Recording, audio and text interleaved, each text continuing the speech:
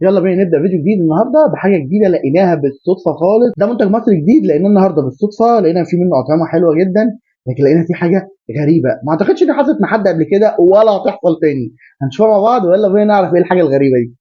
بما اننا بقينا بندور على كل المنتجات المصريه، واول ما بنلاقي منتج مصري بنمسك فيه عشان نعرف ايه جودته وايه وضعه ونجربه مع بعض. النهارده لقينا مشروب جديد النهارده مصري 100%، فقلنا نجربوه بما ان هو مصري ونشوفوا ايه دنيته ونشوفوا ايه وضعه. والنهارده اكتشفنا منتج جديد، تعال نشوفوا ايه اللي كان فيه.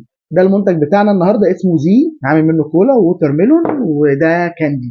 طبعا مش عارف يعني ايه كاندي ومعمول ازاي، لكن بقى اللي لفت نظرنا النهارده احنا بنصور بتاريخ 26/9/2024. بصوا كده التاريخ اللي مكتوب على الصلاحيه بتاعت المنتج ايه، بتاريخ 27/9/2024. يعني المفروض ان المنتج ده هيبقى موجود بكره. انا مش عارف حصلت ازاي بصراحه، وما اعتقدش انها ممكن تكون قابلت حد قبل كده. لو قابلت حد قبل كده قلنا في الكومنتات قابلتكم منتج ايه عشان نجربوه مع بعض. ده المنتج المصري اللي احنا لقيناه، ولقينا فيه الغلطه الغريبه ديت، ممكن تكون غلطه طباعه بس هنجربوه مع بعض. يلا بينا. بصوا بصراحه انا متحمس جدا لطعم الكاندي ده، فهنجربه مع بعض نشوف الطعم ده تمام ولا اي كلام. ده مش ايزي اوبن، ده بيتفتح زي كوكاكولا بتاعت زمان كده. لا، طلع ايزي اوبن. بسم الله. بص هو فعلا طعم جديد وغريب، لكن بصراحه طعمه حلو قوي. يعني جوده الصودا بتاعته حلوه كويسه، وطعم السكر بتاعه مظبوط. هو بصراحه تجربه جديده، انا شايف ان هو طعم جديد قوي. انا اول مره بصراحه اجرب الطعم ده في حياتي، يعني ما دوقتوش قبل كده في اي منتج تاني. تقريبا كده ده منتج مصري هينزل السوق جديد وبينافس بشكل كويس، الا لو حد كان عارفه قبل كده. يعني لو كنتوا عارفين تقولوا لي تحت في الكومنتات شفتوه قبل كده ولا لا. ده المنتج ده سعره 15 جنيه، يعني انا جايب الازازه سعرها 15 جنيه، دي تقريبا 300 مللي.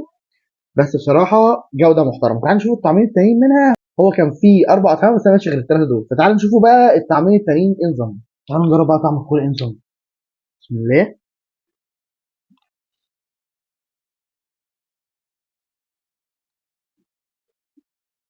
بصوا هو الكولا بتاعته ضعيفه جدا، سكرها مظبوط، طعمها لذيذ.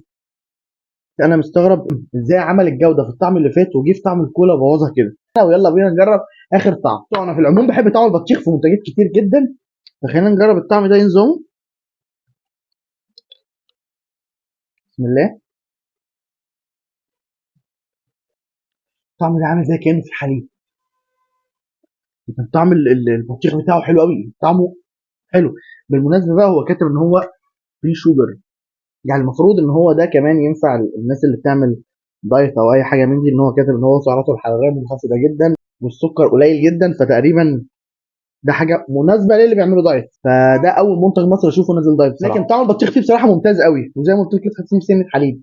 طعمه حلو قوي ممتاز بصراحه، وانا هجربه مره ثانيه. ده ينفع اجربه مره ثانيه. هو الطعم ده، الطعم ده ممتاز قوي. الطعم ده بصراحه ممتاز جدا ومخدومين جدا جدا جدا. طبعا بغض النظر عن الكولا اللي احنا جربناها وطلعت مش قد كده، فانا ما بنصحش قوي اللي يشوف المنتج دوت ما يجربش الكولا بتاعته انه مش حلو.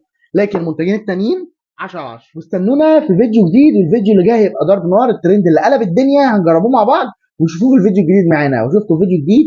سلام.